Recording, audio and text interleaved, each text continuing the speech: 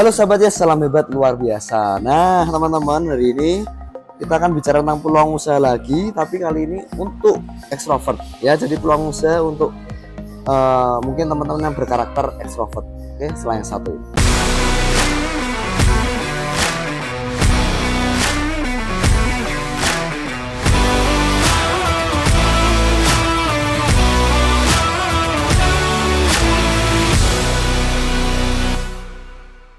Nah, seperti video sebelumnya, saya sudah pernah bikin tentang peluang usaha untuk introvert, teman-teman.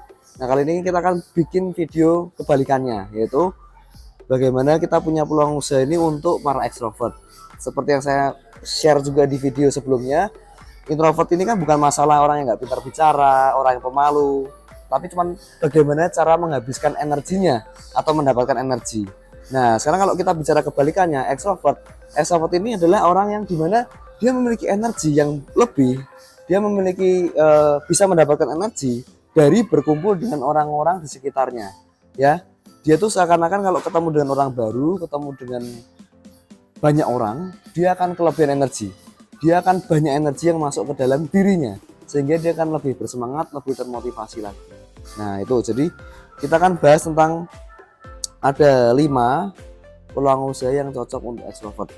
Oke, jadi teman-teman di sini yang merasa dirinya ekstrovert, merasa kalau ketemu sama orang baru, wah happy banget, ya seneng banget, ceria banget, ya kan?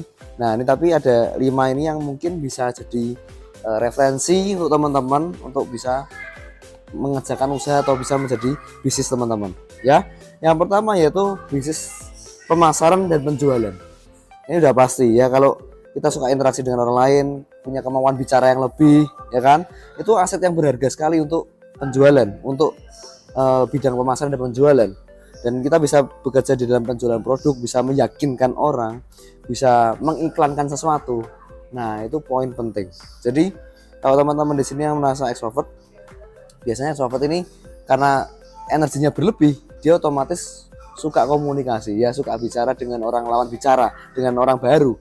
Nah ini kita harus manfaatkan, jangan sampai kita malah bicara sesuatu yang tidak berguna tanda kutip ya, tapi kita bisa gunakan kelebihan energi kita, kelebihan kata-kata kita tadi untuk bisa ngobrol dengan orang lain, ya kan? Untuk bisa sharing dengan orang lain, bisa masarkan sesuatu, entah itu produk atau jasa.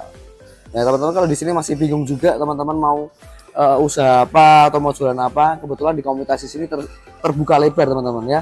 Kita bisa jualan produk, kita bisa nanti disiapkan strategi marketingnya seperti apa ya, dan bahkan beberapa reward seperti di video-video sebelumnya itu ada, kita bisa ajak teman-teman di komunitas sini pergi ke luar negeri sama-sama. Nah itu mungkin siapa tahu ya, teman-teman bisa nanti di sana bisa dapat skill diasah dan dibekali. Oke. Lalu yang kedua itu menjadi vlogger.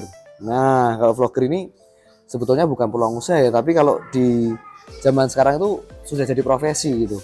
Kalau kita menjadi vlogger, kita bisa kalau kita suka cerita, suka berbagi informasi, suka sharing, ya udah direkam aja, di-share, ya kan?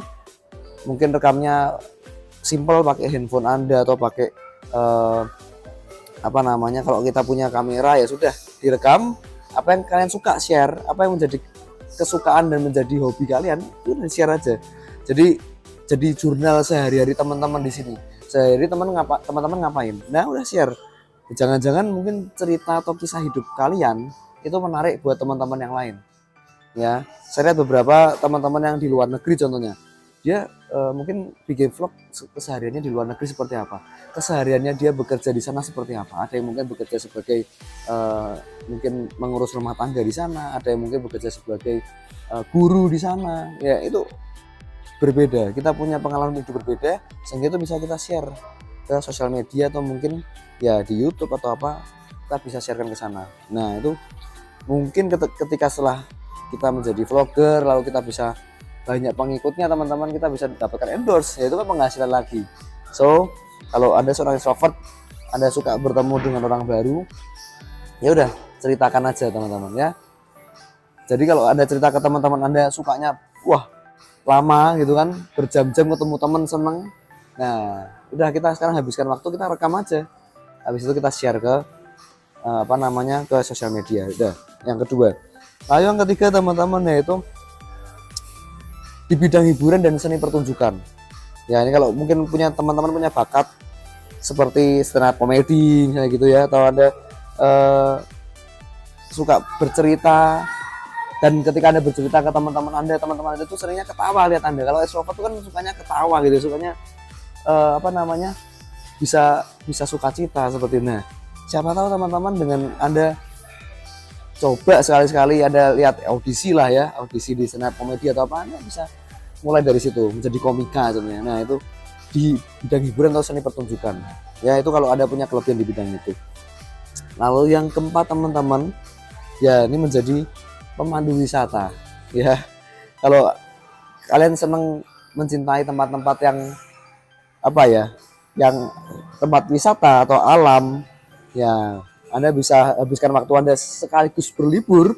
Anda bisa sharing, ya kan, Pak saya nggak punya kemampuan Pak untuk menceritakan ini, itu kan bisa dipelajari teman-teman. Yang penting Anda suka ketemu sama orang baru kan. Ketika kita suka ketemu orang baru, kita bisa ngobrol sama mereka, itu jadi energi yang lebih untuk kita. Wah, kita kerja itu seakan-akan seperti liburan, kerja itu seakan-akan seperti holiday, kita nggak merasa itu kerja. Jadi saya lihat beberapa teman-teman yang mereka ini pemandu wisata ya, mereka ini hidupnya tiap minggu ganti negara gitu ya, tiap minggu ganti negara dan lain-lain, tapi dia mencintai pekerjaan itu ya, dia sangat sangat bahagia dan wah sukacita, walaupun ya pasti ada tantangannya sendiri teman-teman. Tapi kalau Anda memang seorang extrovert yang ketemu orang baru senang banget, dan Anda suka cerita dan Anda suka liburan, nggak ada salahnya nih, siapa tahu Anda jadi pemandu wisata yang sukses ya kan. Lalu yang nomor 5 teman-teman, yaitu punya restoran dan kafe. Nah, kalau Anda tertarik di industri makanan atau minuman ya, coba bikin kafe restoran yang menarik, yang sesuai dengan selera pelanggan sekarang ini seperti apa, ya kan. Anda bisa punya kelebihan apa, Anda bisa komunikasi dengan pelanggan Anda, komunikasi interaksi dengan pelanggan Anda dengan secara langsung gitu ya. Dan tak jarang orang-orang pelanggan itu yang datang ke kafe kita itu mereka bukan cuma cari makanan, bukan cari suasananya kafe Anda, tapi dia juga cari kenyamanan. Dengan Anda ngobrol dengan mereka, ya mereka pun melihat wah mereka direspek dengan luar biasa, mereka merasa yang ownernya yang punya ini aja ramah sekali. Tak jarang mereka tuh akan datang lagi 2 kali 3 kali dan jadi customer kita, jadi pelanggan kita yang tetap. Nah itu oke. Itu aja mungkin yang saya bisa sharingkan. Apapun tadi yang saya sampaikan ini teman-teman, ini hanya sebagai saran. Kalau Anda ingin mungkin menentukan sendiri, wah saya cocoknya di mana, ya silahkan ya.